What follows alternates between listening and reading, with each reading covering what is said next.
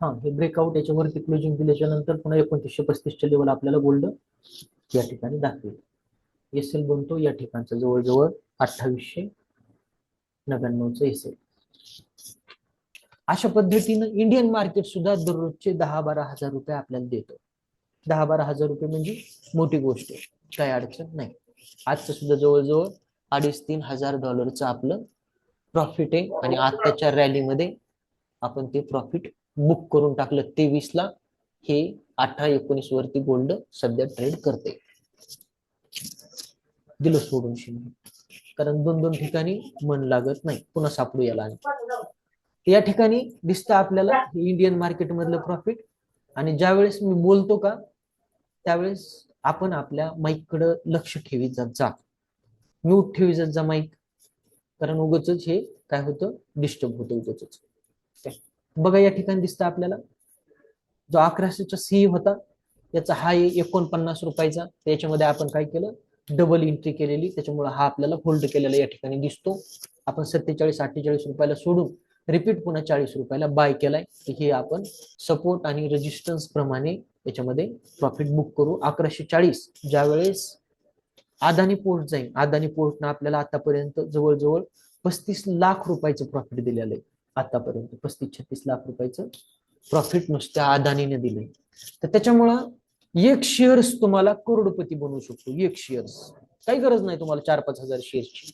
काय ते आपण पुढे बघणार आहे. तर कसा करोडपती बनवू शकतो ते ज्यावेळेस आपले डेरिव्हेटिव्ह मार्केटचे सेशन येतील त्यावेळेस आपण बघतो. नो लॉस स्ट्रॅटर्जी काय बघतो, नो लॉस स्ट्रॅटर्जी ज्यावेळेस बघतो त्यावेळेस त्याच्यामध्ये बघतो आपण की लॉस झाला नाही पाहिजे, मार्केट कुठं जाऊ द्या, काय नका का प्रॉफिट होईना पण कमीत कमी लॉस तरी नाही झाला पाहिजे. त्याच्यामध्ये हेजिंग नावाचा जो प्रकार आहे हे इंडियन मार्केटचे फायदे येतो. त्याच्यामध्ये आपल्याला अशा पद्धतीचे ट्रेड घेता येतात. या ठिकाणी जे तुम्हाला दिसतं 17,000 रुपयाचं प्रॉफिट, हे तर टाटा स्टील मधलं प्रॉफिट आहे. जे दिसतं ना हे टाटा स्टील मधलं प्रॉफिट आहे. आणि ही पोझिशन स्पेअरअप केलेली आपण ₹6.40. किती? ₹6.40. आणि याची लॉट साईज किती? 5500 ची. आणि हा 8 रुपयाला जरी ट्रेड मी क्लोज केला असता जवळजवळ 6, 7, 8, 2-2.5 रुपये आणखी याच्यामध्ये वाढले असते. आणि 2-2.5 रुपये जर या ठिकाणी वाढले असते तर आणखीन किती प्रॉफिट असलं असतं त्याचं सुद्धा कॅल्क्युलेशन आपण करू. याची लॉट साईज आहे 5500 ची. 5500 गुणिले 2 जरी पॉईंट म्हणलं तर 27-28 हजाराचं तर 30 हजाराचं प्रॉफिट त्या ठिकाणी आपल्याला दिसलं असतं. 5500 गुणिले आपण हा ₹2.80 सी बाय केलेला होता आणि 3-4 वेळेस याला घेऊन विकलंय. याच्यामध्ये पुन्हा आपण 50चा जो सी तो राईट केला होता त्याच्यात 3-4 हजार असा पैसा बनत बनत बनत बनत जातो. 5500 गुणिले 2 रुपये जरी म्हणलं तर याच्यामध्ये जवळजवळ 11,000 म्हणजे 10, 20, 21, 27 आणि 28 हजाराचं प्रॉफिट आपल्याला या ठिकाणी काय झालं असतं, दिसलं असतं. पण ज्यावेळेस एखादा शेअर्स आपल्या टार्गेटला जातो त्यावेळेस आपण प्रॉफिट बुक करतो, भलेही पुन्हा नंतर त्या ठिकाणी दुसरी पोझिशन उभा करता येईना का, काही अडचण नाही. त्याचबरोबर या ठिकाणी तुम्हाला दुसरी सुद्धा पोझिशन म्हणजे काय होतं, भार हलका होतो माणसाचा.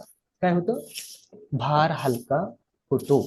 टाटा स्टील 125चा पी प्रोटेक्शन म्हणून बाय आणि या ठिकाणी ₹1.15 156चा सी हा आपण तोडलेला आहे ऑलरेडी. याच्यामध्ये दुसरी एक पोझिशन उभा आहे आपली, ती सुद्धा बघू आपण. तर हा जो टाटा आहे इथून वरी आपण त्या दिवशी सुद्धा सांगितलं होतं की मार्केट इथूनच वरती जायला पाहिजे. या ठिकाणी दिसतो आपल्याला नवीन पोझिशन आपण उभा केलेली, का रिस्क कमी होते ना. आता एवढं मोठं आणि बाय चान्स उद्याच्याला एक्सपायरी गडगड गडगड गडगड ते जर पडलं उद्याच्याला पुन्हा आणखीन प्रॉफिट बुकिंग झाली तर पुन्हा रिजेक्शनला येईल, त्यावेळेस पुन्हा आणखीन इन द मनी मधला बाय करू. काय या ठिकाणी दिसतो तुम्हाला हे ₹2.45 बाय केलंय आणि ₹2.80 3 रुपयापर्यंत गेला होता हा. काय 3 रुपयाचा याचा काय हाय टाटा स्टील मार्च 150चा सी जर तुम्ही बघितला तर याचा हाय 3 रुपयाचा, जवळजवळ याच्यामध्ये आणखीन 2,500-3,000 जवळजवळ काहीतरी प्रॉफिट याच्यामध्ये होतं. तर हे आपण काय केलंय, होल्ड केलंय का, रिस्क कमी झाली ना. कारण आपण किती 2 रुपये 45 पैसे गुणिले 5500 जर या ठिकाणी जर केलं तर तेवढी अमाऊंट आपली काय याच्यामध्ये प्रीमियम अटकलेलं आहे. काय किती 2 रुपये 2 पॉईंट कितीला बाय केलाय हा 45 पैशाला गुणिले 5500 तर 13,475 रुपयाची मार्जिन आपण या ठिकाणी पेड केलेली ते हे. आणि दुसरी गोष्ट, ज्या आपण शेअर्स बाय केले, ज्या शेअर्सच्या तुम्हाला काही 2-3 दिवसापूर्वी मी पोझिशन दाखवल्या होत्या, मी काय त्यांच्या लेवल दाखवल्या होत्या की इथून मार्केट आता वरती जायला पाहिजे. एक तर सगळं पॉझिटिव्ह आहे, जीडीपी ग्रोथ वाढली, आणि दुसरी गोष्ट मार्केट पडण्यासारखं आणखीन काही झालं नाही एवढं विचित्र काय. आणि नाहीतरी मार्केट हे न्यूज वरती चलत नाही. कसं चलत नाही त्याचं एक एक्झाम्पल आपण गोल्ड मध्ये बघू.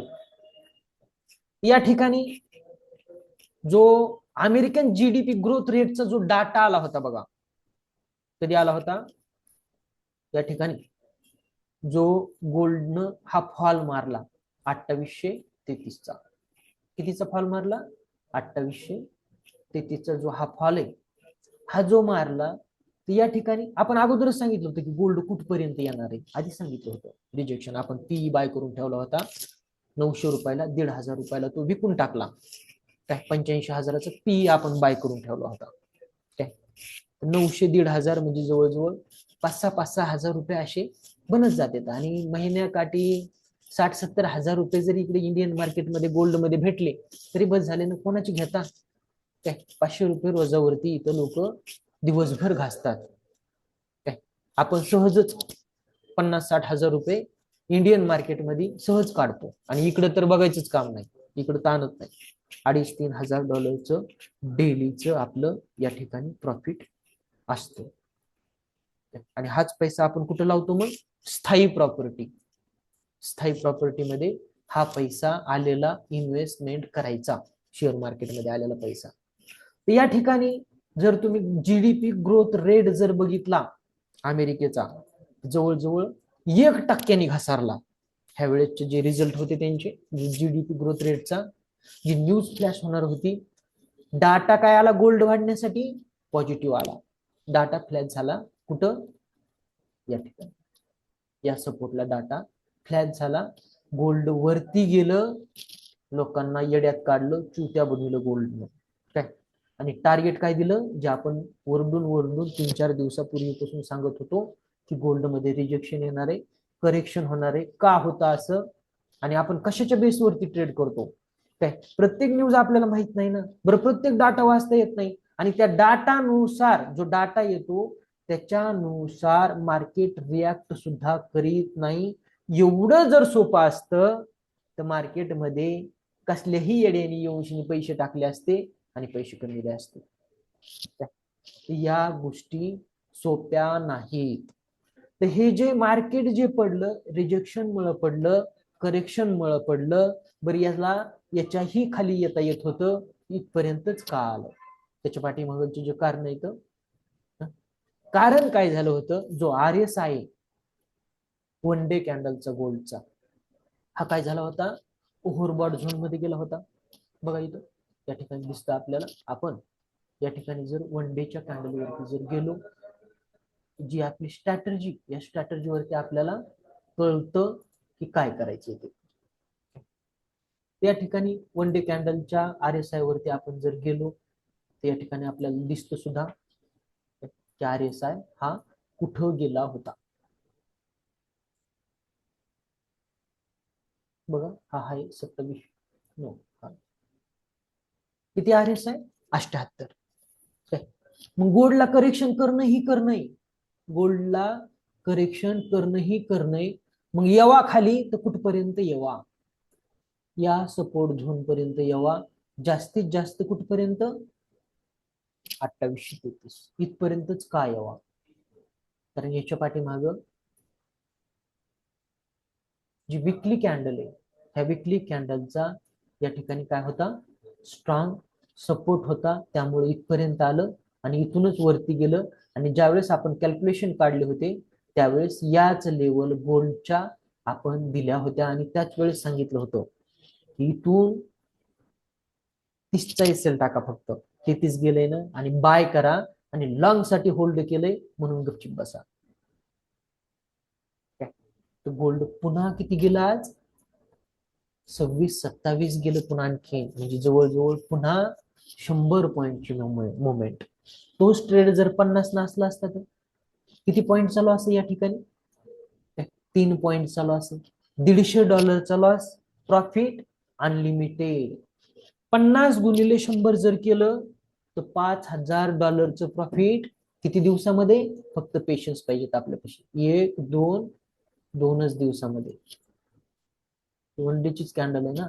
हा, 2 दिवसामध्ये किती डॉलरचं प्रॉफिट? $5,000 प्रॉफिट. 9×5=45, 4.5 लाख रुपये. किती? 4.5 लाख रुपयाचं प्रॉफिट. असं डेअरिंग जर असेल आणि तसे माणसं आहेत आपल्याकडं ज्यांना आपण गाईड करतो, जे दररोजचं 5-5, 7-7, 8-8 हजार डॉलरचं प्रॉफिट कमवतात. त्यांचं ऍडमिशन सुद्धा आहे पण ते सेशन मध्ये नसतात, नंतर रेकॉर्डेड सेशन बघतात, त्यांच्याकडे वेळ नाही. असा पैसा मार्केटमध्ये या ठिकाणी बनतो. त्याचबरोबर आता बघा या ठिकाणी आपण मगाशी प्रॉफिट जर बुक केलं नसतं 23 ला तर आता आपल्याला पुन्हा आणखी काय बघत बसावं लागलं असतं? $7-8 प्रॉफिट बघत बसावं लागलं असतं. त्यामुळं माणसाला हे सुद्धा कळायला पाहिजे की मोठा ट्रेड आहे, ट्रेड मधून बाहेर कधी निघायचं. अशा पद्धतीने हे रिॲक्ट करतो काय. आणि न्यूज वगैरे काही नसतात. दुसरी गोष्ट, ज्यावेळेस आपण फॉरेक्स मार्केटमध्ये ट्रेड करतोय त्यावेळेस जिथं हायेस्ट इम्पॅक्टिंग न्यूज येतात, काय येतात हे जे आलं खाली, हे 7 वाजताची जी मोठी न्यूज होती त्या न्यूजच्या कारणामुळे हा फॉल आहे. आणि त्याच्यानंतर यालाच काय म्हणायचं? करेक्शन. या गोष्टी आपल्याला पुढं मार्केट सायकोलॉजी काय असते याच्यामध्ये आपल्याला शिकायचं. रेकॉर्डेड सेशन देखो. ठीक आहे. उद्याच्या रेकॉर्डेड सेशन आपलं पडत. ठीक आहे. आज काय पडणार नाही कारण आज जरा गावाला जायचं मला इथून पुढं. उद्या सकाळी. हो ठीक. बघा मगाशी जो आपण छोट्या अकाउंट वरती ट्रेड केला होता $431 अकाउंट, त्याच्यावरती आता आपण जे प्रॉफिट काढले हे छोटं अकाउंट आहे, मोठं आपण दाखवतो नाही, वेळ आल्याच्या नंतर दाखवतो कधी कधी. हे $171 आपण आत्ता प्रॉफिट काढले. जर एकंदरीत जर विचार जर केला या ठिकाणी तुम्हाला दिसतं सुद्धा हा 25 चालू आहे, कितीला? 17ला बाय केला होता तुम्हाला म्हणलं 22-23 ला हा सोडला आपण $124 याच्यात. आणि हे 25-26 असं हे अशा पद्धतीनं जवळजवळ $171 जरी म्हणलं तर आजचा रेट आहे $92. किती प्रॉफिट झालं? अर्ध्या 1 तासामध्ये जवळजवळ $15,732. कॅल्क्युलेशन तुम्ही करून बघा वाटल्यास. काय अशा पद्धतीनं जर आपल्यापाशी फंड आहे आणि त्याचबरोबर काय एक स्ट्रॅटर्जी सपोर्ट आणि रेजिस्टन्स बघण्याची, तर आपण अशा पद्धतीनं काय करू शकतो? चांगले पैसे या ठिकाणी आपण काय करू शकतो? कमवू शकतो. त्याच्यात कसल्याही प्रकारचा वाद नाही आणि अडचण सुद्धा या ठिकाणी नाही. जेवढं कळतं माणसाला, आपल्याला जेवढं कळतं की हे इथपर्यंत जाणार आहे, हे माझं काय टार्गेट आहे, तुम्हाला मी सांगितलं होतं इथपर्यंत 27 पर्यंत, 26-27 पर्यंत जायला पाहिजे. ज्यावेळेस आपलं सेशन चालू झालं त्यावेळेस गोल्ड कुठं ट्रेड करीत होतं? 2911ला. अशा पद्धतीनं आपण फॉरेक्स मार्केटमध्ये, त्याचबरोबर कमी फंड असेल इंडियन मार्केटमध्ये आपण काय करू शकतो? ट्रेड या ठिकाणी करू शकतो. प्रोफेशनल ट्रेडर बनायचं. कधी कधी स्कॅल्पिंग सुद्धा करावं लागतं. काय ज्यावेळेस रेंज बॉन्ड मार्केट असतं त्यावेळेस स्कॅल्पिंग सुद्धा आपल्याला करावं लागते. तर सगळे एकंदर मार्केटचे जेवढे भाग आहेत ट्रेडिंगचे ते आपण पुढं शिकणार आहेत. अशा पद्धतीनं आपल्याला भेटलं मार्केटमधून निघून जायचं, नाहीतरी 1 लाख, 1.5 लाख, 2 लाख, 2.5 लाख त्याचबरोबर इकडे इंडियन मार्केटमध्ये 10-15 हजार. तासा रोज कलेक्टरला सुद्धा पडत नाही, तो आपण कमवितो.